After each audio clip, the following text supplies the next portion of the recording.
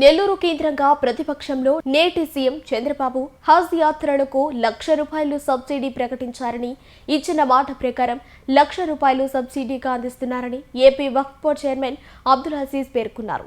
నెల్లూరులోని ప్రభుత్వ ప్రధాన ఆసుపత్రిలో ఏపీ స్టేట్ హజ్ కమిటీ ఆధ్వర్యంలో నిర్వహించిన హజ్ యాత్రికుల మెడికల్ స్క్రీనింగ్ మరియు వ్యాక్సినేషన్ క్యాంపును ఆయన పరిశీలించారు. ఈ సందర్భంగా క్యాంపు గురించి హజ్ యాత్రికులను అడిగి తెలుసుకున్నారు. టెస్టులు, వ్యాక్సినేషన్ చేస్తున్న విధానాన్ని పరిశీలించారు. అనంతరం అబ్దుల్ అజీజ్ మాట్లాడుతూ, రాష్ట్ర వ్యాప్తంగా పవిత్ర హజ్ యాత్రకు వెళ్లే 200 మందికి హెల్త్ స్క్రీనింగ్ టెస్టు మరియు వ్యాక్సినేషన్ కార్యక్రమం నిర్వహించామని తెలిపారు. నెల్లూరు కేంద్రంగా ప్రతిపక్షంలో నేటి సీఎం చంద్రబాబు హజ్ యాత్రలకు ₹1,00,000 సబ్సిడీ ప్రకటించారని, ఇచ్చిన మాట ప్రకారం ₹1,00,000 సబ్సిడీగా అందిస్తున్నారని ఏపీ వక్ఫ్ బోర్డు చైర్మన్ అబ్దుల్ అజీజ్ పేర్కొన్నారు. నెల్లూరులోని ప్రభుత్వ ప్రధాన ఆసుపత్రిలో ఏపీ స్టేట్ హజ్ కమిటీ ఆధ్వర్యంలో నిర్వహించిన హజ్ యాత్రికుల మెడికల్ స్క్రీనింగ్ మరియు వ్యాక్సినేషన్ క్యాంపును ఆయన పరిశీలించారు. ఈ సందర్భంగా క్యాంపు గురించి హజ్ యాత్రికులను అడిగి తెలుసుకున్నారు. టెస్టులు, వ్యాక్సినేషన్ చేస్తున్న విధానాన్ని పరిశీలించారు. అనంతరం అబ్దుల్ అజీజ్ మాట్లాడుతూ, రాష్ట్ర వ్యాప్తంగా పవిత్ర హజ్ యాత్రకు వెళ్లే 200 మందికి హెల్త్ స్క్రీనింగ్ టెస్టు మరియు వ్యాక్సినేషన్ కార్యక్రమం నిర్వహించామని తెలిపారు. ఆంధ్రప్రదేశ్ ప్రభుత్వం మరి హజ్ కమిటీ ద్వారా ఎవరైతే పవిత్ర హజ్ యాత్రకు పోతున్నారో మన గవర్నమెంట్ తరపు నుంచి వాళ్ళకి రాష్ట్రం మొత్తం మీద 2,000 మంది, 1999 మంది వాళ్ళందరికీ గవర్నమెంట్ హాస్పిటల్స్లో screening test, health screening test చేయిస్తున్నారు. ఇక్కడ ఫిట్ ఉండే వాళ్ళకి యాత్ర చేయడానికి అనుమతులు ఇస్తారు. అంటే పెద్ద వయసులో ఈ పుణ్యక్షేత్రాలకన్నీ పెద్ద వయసులో పోతున్నారు ఎక్కువ మంది. అక్కడ పోయిన తర్వాత విదేశాల్లో అక్కడ ఇబ్బంది రాకుండా వాళ్ళ ఆరోగ్యం ఏమైనా క్రిటికల్ ఉంటే ఇక్కడనే స్క్రీన్ చేసి they are fit for travel అని చెప్పి ఇక్కడ ప్రభుత్వ హాస్పిటల్లో ఇస్తారు.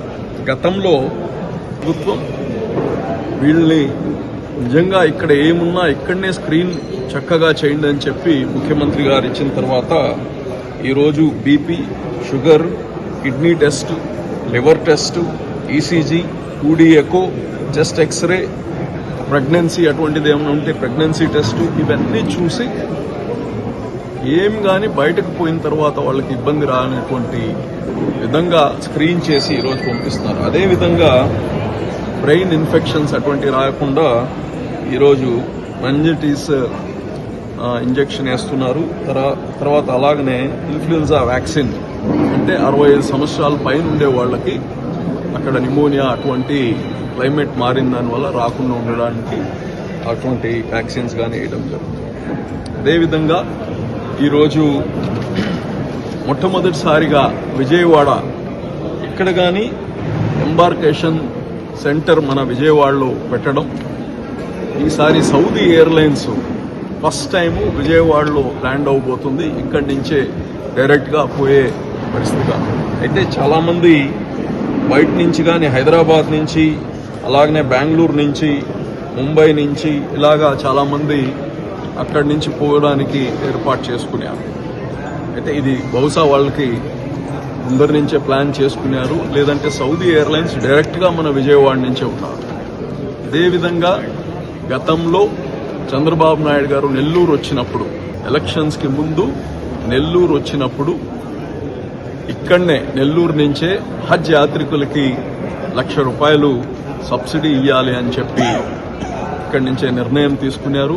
మరి గవర్నమెంట్ వచ్చిన తర్వాత ఆ హజ్ యాత్రికులకి ఈ యొక్క ₹1,00,000 కానీ ఇవ్వడం జరుగుతుంది. అదేవిధంగా ఈరోజు హజ్ కమిటీ నుంచి మెంబర్ మిర్జా గారు కానీ వచ్చారు.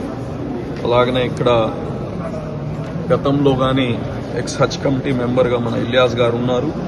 అదేవిధంగా ఇవి అన్నీ కానీ ఈ నెల్లూరు జిల్లా నుంచి ఆర్గనైజ్ కానీ అల్ ఫైజల్ డిస్ట్రిక్ట్ హజ్ సొసైటీ అని చెప్పి మన నూరుల్ హుదా సంబంధించిన ఆ మద్రసాల గతంలో కానీ ఈ స్క్రీనింగ్ ఇవన్నీ మద్రసాలో జరుగుతున్నది.